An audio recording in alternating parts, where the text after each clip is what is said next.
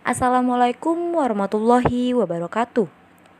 Perkenalkan, nama saya Indah Nur Amalia dengan nomor induk mahasiswa 2019840023.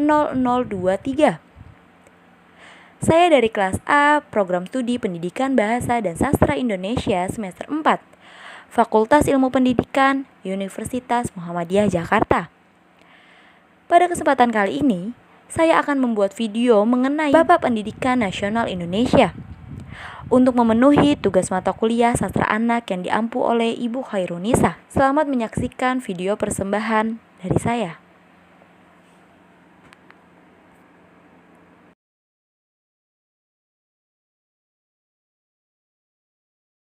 Biografi Ki Hajar Dewantara. Ki Hajar Dewantara bernamakan asli Raden Mas Suwardi Suryaningrat. Lahir di Yogyakarta 2 Mei 1889. Ki Hajar Dewantara anak dari Pangeran Suryaningrat, cucu dari Sri Paku Alam ketiga.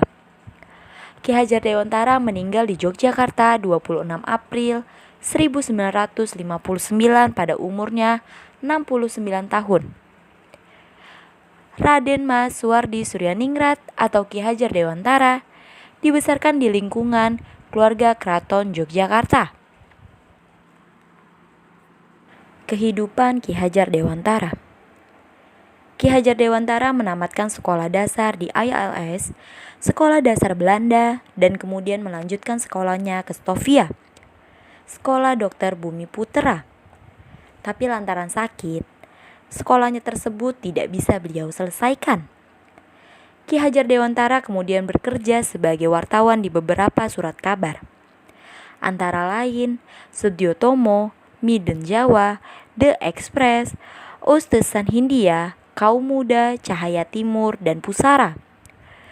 Pada masanya Ki Hajar Dewantara dikenal sebagai penulis handal yang tulisan-tulisannya sangat komunikatif, tajam, dan patriotik, sehingga mampu membangkitkan semangat anti kolonial bagi pembacanya.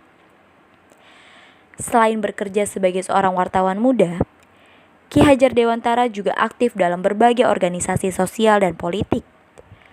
Pada tahun 1908, Ki Hajar Dewantara aktif di seksi propaganda Budi Utomo dengan tujuan untuk mensosialisasikan dan menggugah kesadaran masyarakat Indonesia pada waktu itu mengenai pentingnya persatuan dan kesatuan dalam berbangsa dan bernegara.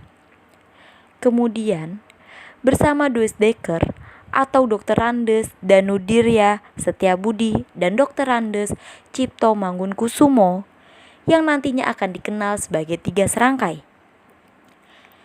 Ki Hajar Dewantara mendirikan Indische Partij atau partai politik pertama yang beraliran nasionalisme Indonesia pada tanggal 25 Desember 1912 yang bertujuan mencapai Indonesia merdeka. Mereka berusaha mendaftarkan organisasi ini untuk memperoleh status badan hukum pada pemerintah kolonial Belanda. Tetapi pemerintah kolonial Belanda melalui Gubernur Jenderal Edinburgh menolak pendaftaran itu pada tanggal 11 Maret 1913 karena organisasi ini dianggap dapat membangkitkan rasa nasionalisme dan kesatuan rakyat Indonesia untuk menentang pemerintah kolonial Belanda. Semangatnya tidak berhenti sampai di sini. Pada bulan November 1913, Ki Hajar Dewantara membentuk Komite Bumi Putera yang bertujuan untuk melancarkan kritik terhadap pemerintah Belanda. Salah satunya adalah dengan menerbitkan tulisan yang berjudul Als ik eens Nederland was, atau yang berarti seandainya aku seorang Belanda, dan Een voor allen maar ook allen voor een, satu untuk semua tetapi semua untuk satu juga, di mana kedua tulisan tersebut menjadi tulisan yang terkenal hingga saat ini. Tulisan seandainya aku seorang Belanda dimuat dalam surat kabar The Express milik Dr. Randes Duis Dekker. Isi artikel itu terasa pedas sekali di kalangan pejabat Hindia Belanda. Kutipan tulisan tersebut antara lain sebagai berikut. Sekiranya aku seorang Belanda, Aku tidak akan menyelenggarakan pesta-pesta kemerdekaan di negeri yang telah kita rampas sendiri kemerdekaannya. Sejajar dengan jalan pikiran itu, bukan saja tidak adil, tetapi juga tidak pantas untuk menyuruh si Inderland memberikan sumbangan untuk dana perayaan itu. Ide untuk menyelenggarakan perayaan itu saja sudah menghina mereka. Dan sekarang kita keruk pula kantongnya. Ayo teruskan saja penghinaan lahir dan batin itu. Kalau aku seorang Belanda, hal yang terutama menyinggung perasaanku dan kawan-kawan sebangsaku ialah kenyataan bahwa Inlander diharuskan ikut mengongkosi suatu kegiatan yang tidak ada kepentingan sedikit pun baginya. Beberapa pejabat Belanda menyaksikan tulisan ini asli dibuat oleh Suwardi sendiri, karena gaya bahasanya yang berbeda dari tulisan-tulisan sebelum ini. Kalaupun benar ia yang menulis, mereka menganggap bahwa Dr. Randes Duesdekker berperan dalam memanas-manasi Suwardi untuk menulis dengan gaya demikian.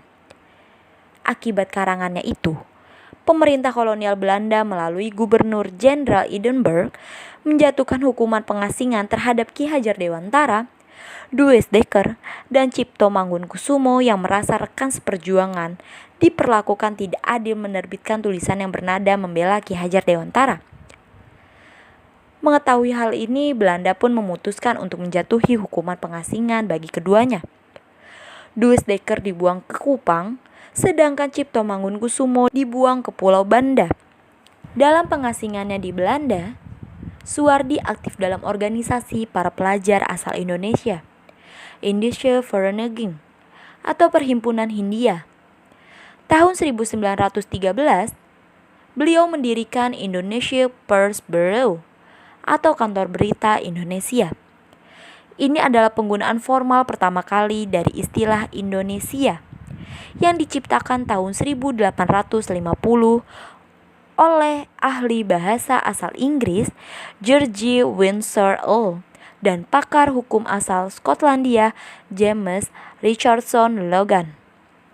Disinilah beliau kemudian merintis cita-citanya memajukan kaum pribumi dengan belajar ilmu pendidikan, hingga memperoleh Orsepern Akta, suatu ijazah pendidikan yang bergengsi yang kelak menjadi pijakan dalam mendirikan lembaga pendidikan yang didirikannya.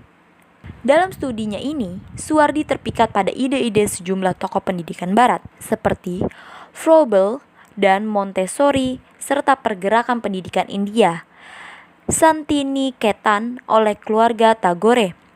Pengaruh-pengaruh inilah yang mendasarinya dalam pengembangan sistem pendidikannya sendiri. Adapun beberapa potret kehidupan Ki Hajar Dewantara yang dapat terlihat di sini.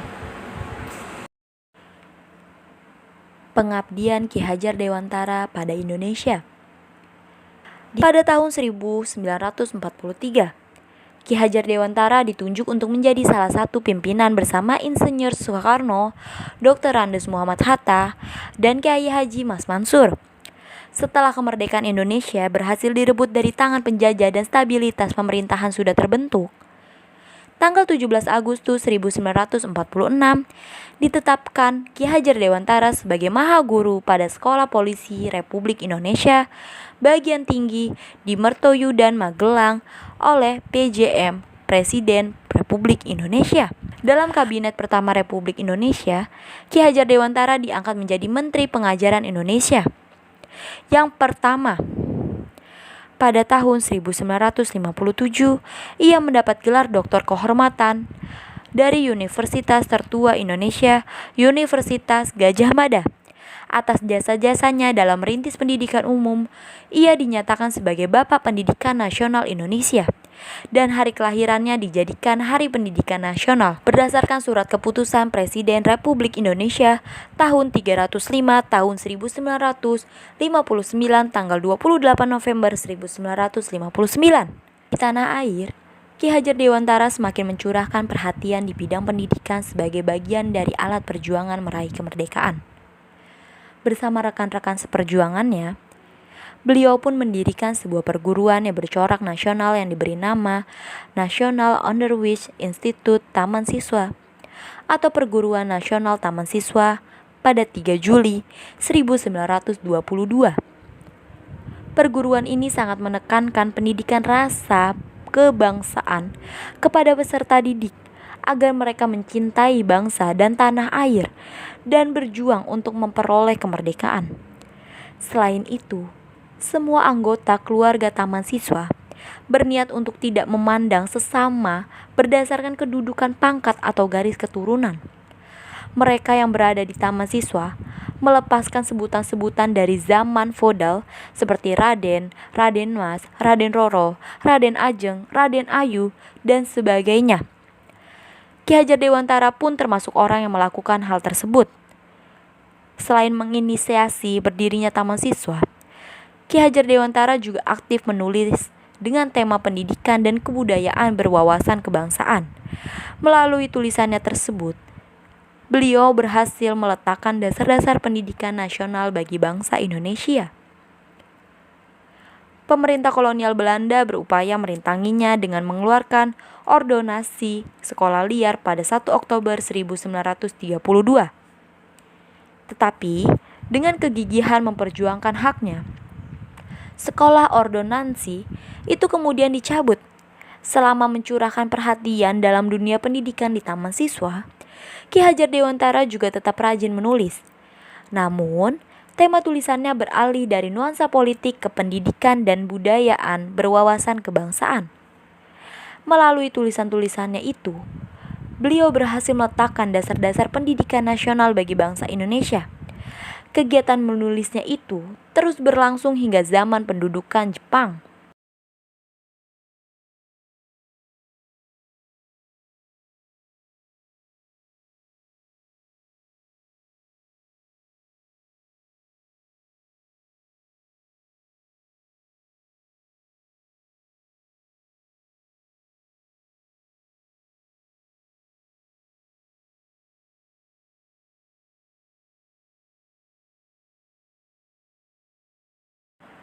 Pokok-pokok pikiran Ki Hajar Dewantara. Yang pertama, bermain adalah tuntutan jiwa anak untuk menuju ke arah kemajuan hidup, jasmani maupun rohani. Dalam Mimbar Indonesia 1948. Yang kedua, anak-anak tumbuh berdasarkan kekuatan kodratnya yang unik. Tak mungkin pendidik mengubah padi menjadi jagung atau sebaliknya. Dalam buku keluarga. Yang ketiga, Ing Ngarso Sung Tolodo, Ing Madya Manggung Korso, Tuturi Handayani. Atau, di depan memberi contoh, di tengah memberi semangat, di belakang memberikan dorongan. Yang keempat, jangan menyeragamkan hal-hal yang tidak perlu atau tidak diseragamkan.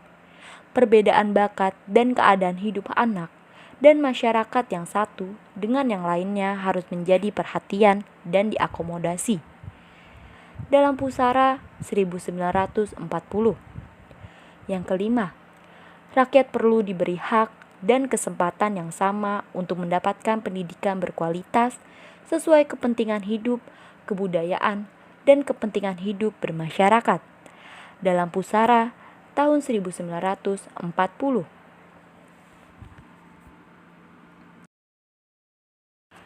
Filosofi semboyan pendidikan.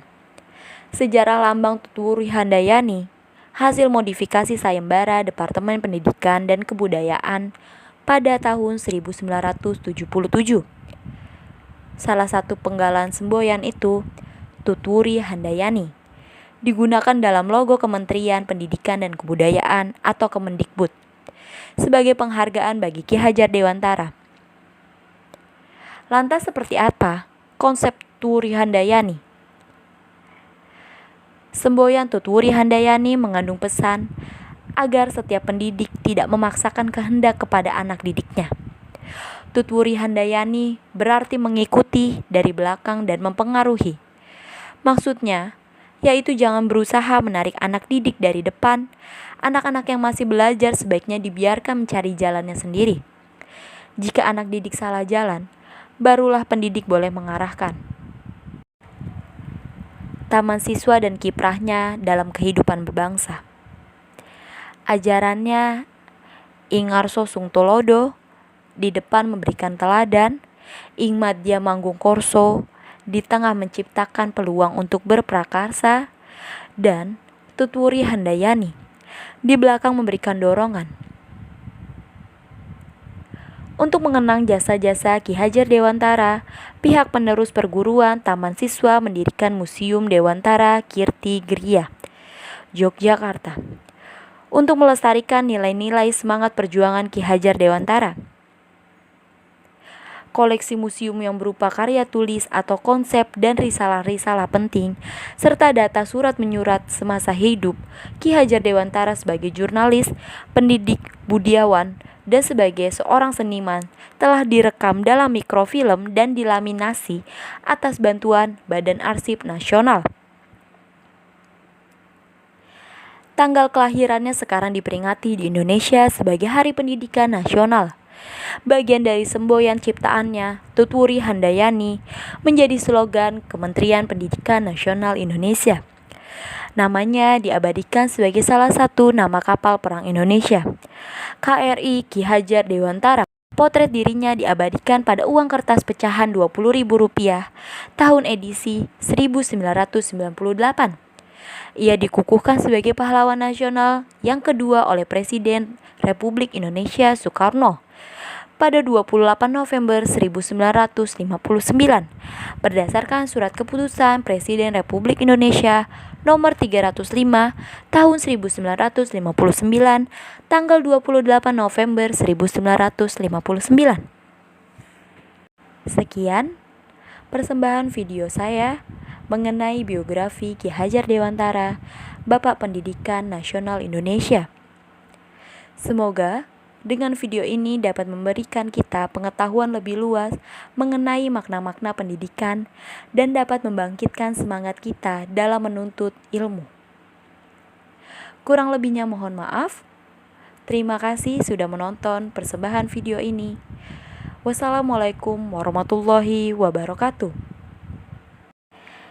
Jangan lupa untuk berlangganan di saluran YouTube ini dan nyalakan lonceng notifikasi saluran ini agar tidak ketinggalan video-video terbaru dari saluran YouTube ini yang pastinya sangat bermanfaat dan menambah ilmu pengetahuan kita. Jika Anda suka video ini, jangan lupa untuk klik tombol suka, dan jika ada saran atau kritik dari video ini, dapat dituliskan di kolom komentar. Terima kasih, sampai jumpa.